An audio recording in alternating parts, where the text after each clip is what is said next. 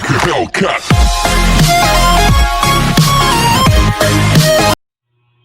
Alright, so what's good, guys? So today I'm about to react to top 8 JoJo Bizarre Adventures fights. So I don't know anything about this anime. Somebody recommended it in my last video, the Dragon Ball Heroes episode 27 video reaction. So check that out, guys. So before we get started, guys, please subscribe, turn on post notification, leave a like to the video, comment down what my next reaction should be, and let's go. So on stream and Twitter, I've been asked, what are your favorite fights? And with JoJo, it's a lot more different than the other things that I've watched. Rather than just have specific fights that I put over all the others, I have a lot that I like for a lot of reasons. Usually at the same level, sometimes not. That's a different video, and I'm an indecisive person. So, here are 8 great fights in JoJo's Bizarre Adventure. Number 8, Jonathan versus Dio. Now, while this fight is relatively one-sided, I do think that this was one of the more satisfying beatdowns in JoJo. I know I felt that way, and I know plenty of people when starting JoJo saw this and loved to see Dio finally getting what's coming to him. Fight back! Fight back! Jonathan isn't a wrathful character. He truly tries to be the best person possible to everyone that he meets. Jonathan tried that with Dio, and Dio wasn't having it. Instead, he had the alpha version of the JoJo beatdown going, and that's what I think this is. Right, so I like this kind of anime, like there's no like big power scaling, just raw fight scene and just fist to fist, like hand to hand combat. I like that kind of anime. Powerful, satisfying beatdown. Though I will say that it's a good thing that George stopped all of this, because to be honest, Dio would have probably made Jonathan in the Swiss cheese with that knife. He needed a lot of time to grow, and that was just not his action to get into. Now, for number 7, we have Joseph versus Wamu the second time. Now, I love the idea of a chariot race as a battle. When JoJo was released, many of its contemporaries went for the basic character versus character, basic background, nothing special except for the character's abilities type of thing. A change in the setting had made such a significant difference. Yes, this is a fight. You got the character versus character, abilities against abilities, intelligence against intelligence, all that. But something about the fight being a continuously moving setting made it more engaging, I guess that's what I'd say. Like the pace of the battle itself, something like that. It's hard to formulate a specific set of words, but the fact is the fight is constantly moving is engaging. And I guess that's my idea behind it. Wamu and Joseph are extremely smart. They are skilled tacticians of battle. So finally seeing this battle happen and considering what's at stake is truly what made this battle as powerful as it was. Plus, it's like the last good fight in battle tendency, and I'm perfectly fine with dying on that hill too. As much as I like Cars as a concept, Wamu was built a lot more and was liked a lot more than Cars.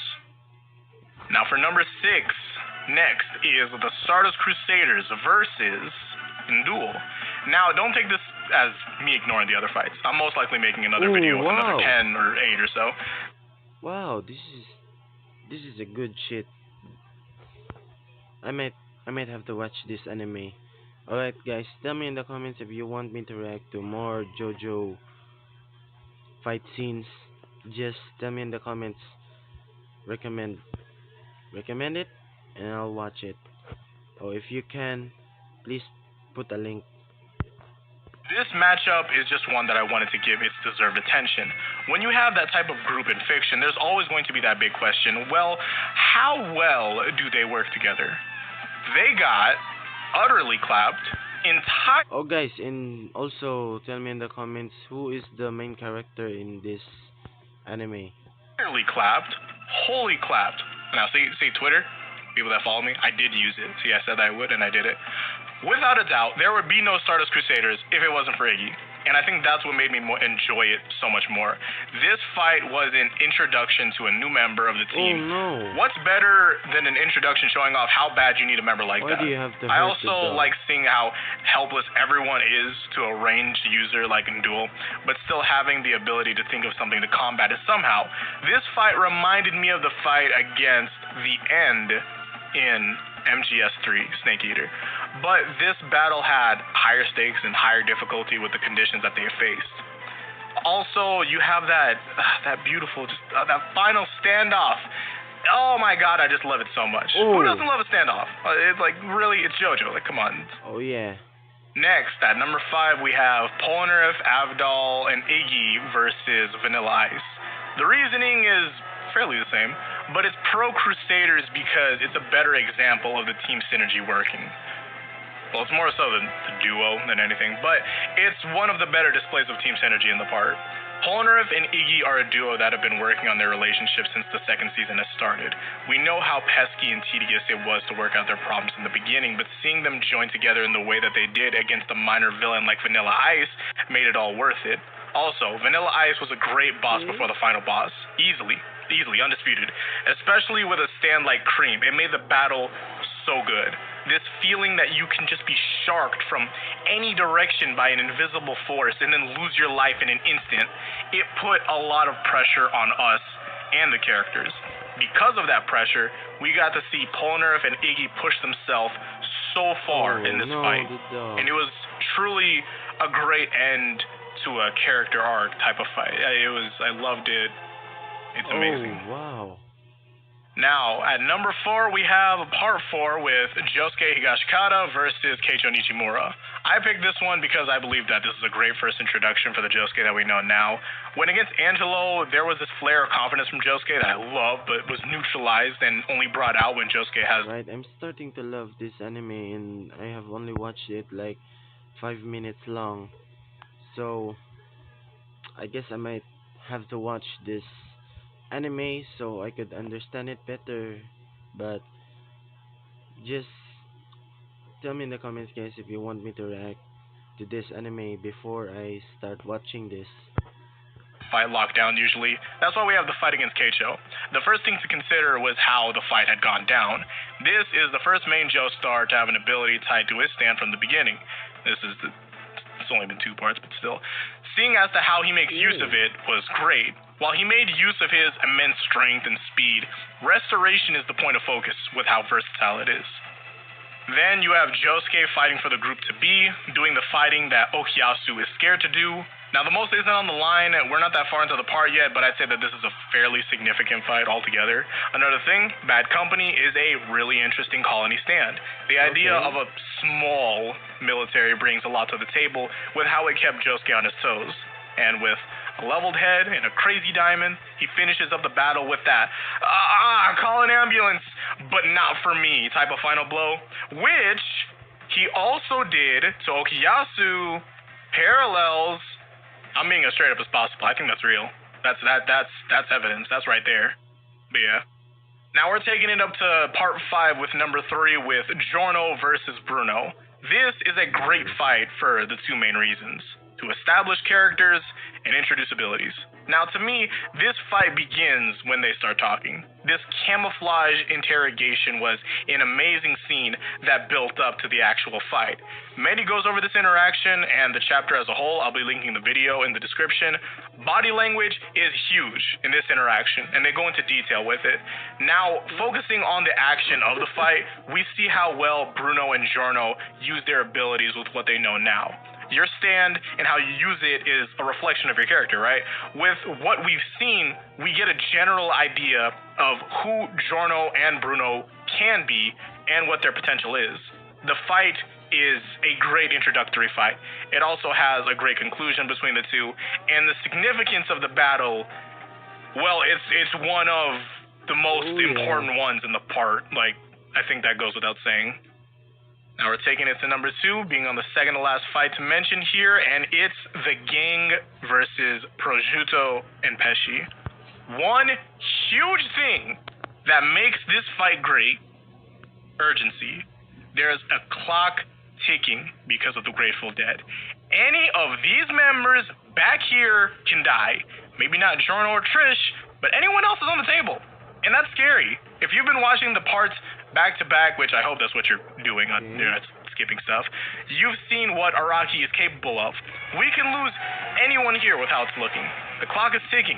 Things need to get done. Now consider that and then think about Pesci and his stand Beach Boy. Safety is not safety. Danger can pass through anything to come for you. The stakes and tension is high. The setting is going. The train, fast. Bruno in this fight. Go. And he's against Prosciutto, one of the most leader-like minor antagonists that JoJo has ever seen. I love this guy. I wish I'd seen more of him. Pesci. Oh, and by the way, I'm loving the art style of this anime and the auras and stuff in the art styles of this anime. I wouldn't say that the fights are that impressive and cool, but I guess this is just the well, I'm going to watch the anime of it. So guys, comment down below good fight scenes of JoJo Bizarre Adventure, and I would react to it. He's a little confused, but he got spirit, and that's mainly the reason as to why I like this fight. Very, very good. And at number one, we have a reminder that I'll be making more of these videos in the future because there's a bunch of great fights and I don't want people losing it. Plus, there's a lot of manga fights to mention. Now, number one, Doppio versus Risotto. Ooh, look, yeah. Alright, as a community, to be as real as possible, if you could show someone a fight to get them in JoJo without spoiling as to what's to happen, Doppio versus Risotto is that type of fight. Not only does it have the best animation in JoJo, it has two stand users with amazing stands that are pushed to the absolute brink of their ability. Doppio isn't Diavolo in terms of maximizing the extent of his ability. However, he does a great job alone before Diavolo comes to play. Along with that, the mysteriousness of who or what the hell Doppio is a firm driving force for this fight. And because of the anime making some scheduling changes in terms of where they put what, we got Doppio's backstory right before this fight to help this train get going. You also have Risotto, the last member of La Squadra, doing what his whole team has been fighting for. He's the last legs of the Hitman team, and he's there with a vengeance. I love this fight.